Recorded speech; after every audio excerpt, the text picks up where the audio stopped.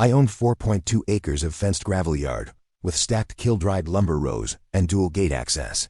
The first 3 cars showed up on a Tuesday morning without notice.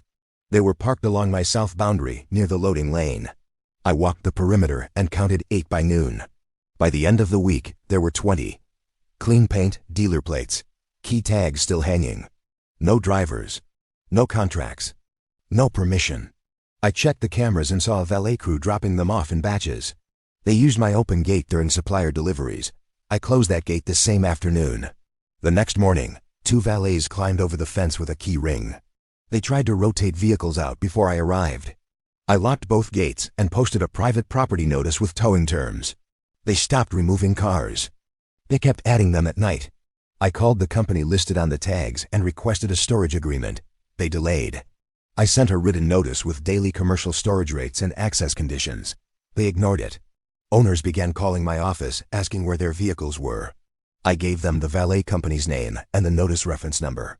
The calls increased. The valets returned in a group and asked for immediate access. I asked for a signed agreement and payment of accrued fees. They said they just needed 10 minutes. I did not open the gate. I brought out the forklift from the north shed. It was rated for 30,000 pounds with extended forks.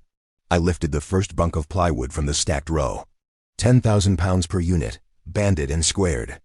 I placed one directly in front of the first line of cars, then another behind them.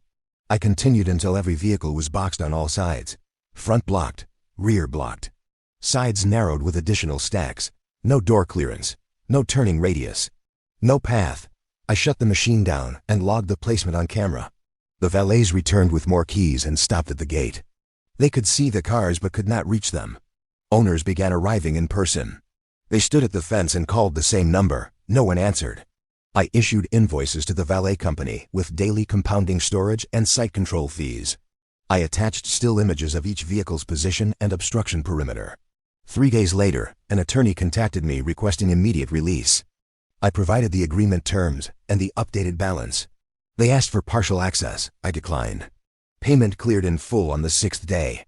I moved the stacks in reverse order and opened a single lane for supervised retrieval. Each owner signed a release acknowledging third-party placement. The valet company filed a response and then withdrew it. Their license lapsed within the quarter. Should access ever be granted without payment when control was never theirs to use? Subscribe if you prefer outcomes that stay inside the contract and still close the door.